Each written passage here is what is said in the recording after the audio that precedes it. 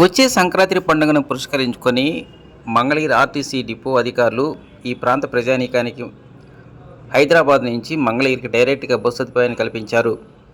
ఈ నెల 10, 11, 12, 13 తేదీల్లో హైదరాబాద్ బీహెచ్ఎల్ సెంటర్ నుంచి డైరెక్ట్గా మంగళగిరి డిపోకి బస్సు సౌకర్యాన్ని కల్పించినట్టు ఈరోజు ఉదయం విలేకరుల సమావేశం తెలియజేశారు.